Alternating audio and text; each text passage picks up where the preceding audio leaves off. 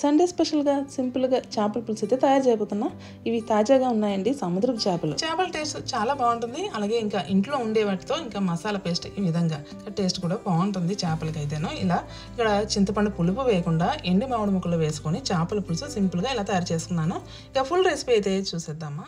Hi అండి, Sunday స్పెషల్గా సింపుల్గా చేపల పులుసు. ఇవి కేజీ చేపలు అయితే అండి, ఇంకా ఇవి కనిసెలు లేదా బొంతలు అని కూడా అంటారు, కాస్త పెద్దవైతే. ఇంకైతే చూసారు కదా, ఈ విధంగా అయితే ఉన్నాయి. ఇంకా ఇవైతే శుభ్రం చేసుకోవాలి. ఇక్కడ ముందుగా అయితే నేను నీటిలో అయితే వేసేసుకుంటాను చేపలన్నీ. ఇంకా ఫ్రెష్గా అయితే ఉన్నాయండి. ఇంకా మార్కెట్ నుండి తేవడమే. ఇంకా ఈ విధంగా ప్లేట్లు అయితే వేసుకొని ఇంకా అది మీకు చూపిస్తూ ఇంకా అలాగే తేవడం నేనైతే నీటిలో అయితే వేసేసుకుంటాను ముందు. ఇంకా తర్వాత క్లీనింగ్ చేసుకోవడానికి ఇంకా పులుసు అంతా చక్కగా వచ్చేస్తుందండి కాస్త నీటిలో వేసుకోగానే. ఇంకా చూసారా, నీటిలో అయితే వేసేసుకున్నాను. ఇవన్నీ అయితే ఇంకా శుభ్రం చేసుకోవాలి. ఇంకా క్లీనింగ్ చేసుకున్నప్పటికీ కాస్త టైం అయితే పట్టేస్తుంది, ఒక హాఫ్ అన్ అవర్. చేపలు నీ స్మెల్ లేకుండా ఉండాలంటే ఇంకా చిన్న టిప్ అండి. ఇక్కడ నేనైతే పుల్లటి మజ్జిగ వేసుకుని చేపలను అయితే శుభ్రం చేసుకున్నాను 2-3 సార్లు. లేదు అన్నా నిమ్మరసం వేసుకున్నా సరే ఇంకా బాగుంటుంది.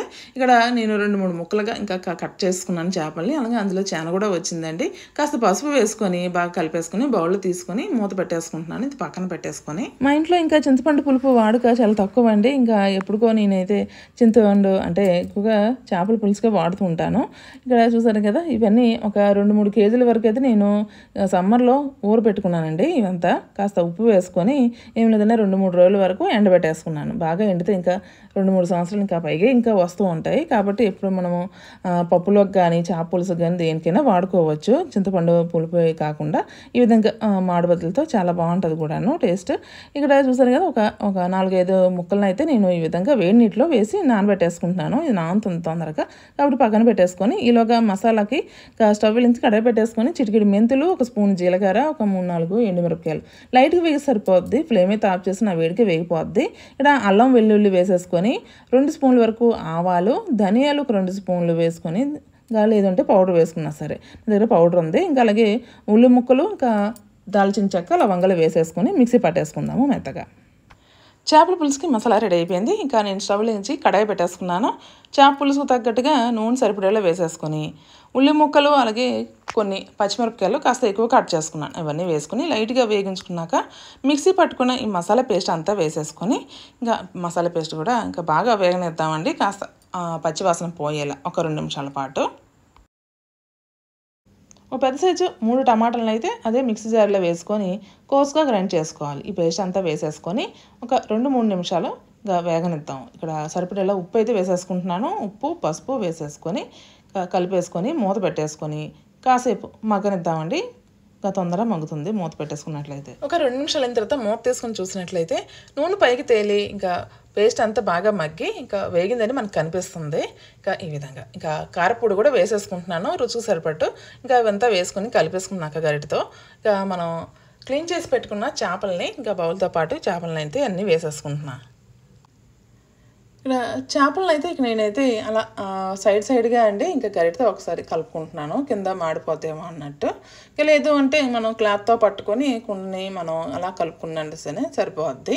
ఇంకా అలా కలిపేసుకున్నాక ఇక నేనైతే మనం ఎండి మాడబద్దలు నానబెట్టుకున్నాం కదా వేడి నీటిలో, ఇంకా బాగా నానేయండి అవన్నీ వేసేసుకుంటున్నాం. చేప పులుసుకి ఎక్కువగా చింతపండు పులుపు కానీ లేదా ఎండి మాడబద్దలను ఇంక ఈ విధంగా వేసుకున్నట్లయితే ఇంకా దేని టేస్ట్ దాందేనండి. మరి మీలో ఎంతమందికి ఈ విధంగా నచ్చుతుందో మరి మీ సమాధానాన్ని కామెంట్ బాక్స్లో తెలియజేయగలరు. చేప పులుసు తగ్గట్టుగా సరిపడే నీరైతే వేసుకొని 10 నిమిషాల పాటు ఉడికించుకోవాలి, మంట హై ఫ్లేమ్ పెట్టుకొని.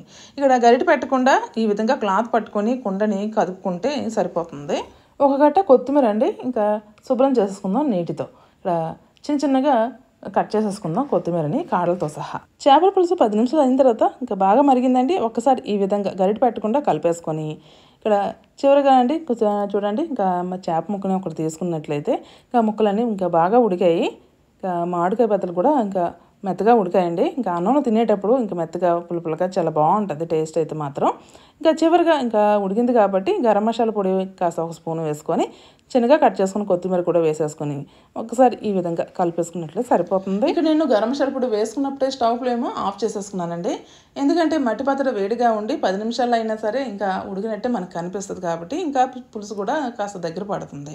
కాబట్టి చివరిగా కరివేపు గ్రాములో ఒక 3 పెట్టేసుకుని మూత పెట్టేసుకున్నాను. పులుసుకి ఫ్లేవర్ అంతా పడుతుంది. ఇంకా ఫ్లేమ్ కూడా ఆఫ్లోనే ఉంది చూసారా. కాసేపటికి 5-10 నిమిషాలకి మూత తీసుకుని చూసినట్లయితే ఇంకా చేపల నుంచి నూనె అంతా పైకి తేలి ఇంకా మంచి వాసనతో ఇంకా మనకు కనిపిస్తుంది. ఇంకా ఉడికినట్టే కనిపిస్తుంది చూసారు కదా. ఇంకా ఇలా అంటే ఇంకా సింపుల్గా అయితే నేను తయారు చేసుకున్నాను ఎండి మామిడి ముక్కలతో ఇంకా చేపల పులుసు సింపుల్గా ఇలా. మరి మీకు నచ్చిందండి ఈ రెసిపీ? నచ్చితే ప్లీజ్ లైక్, షేర్, సబ్స్క్రైబ్ చేయగలరు ప్లీజ్.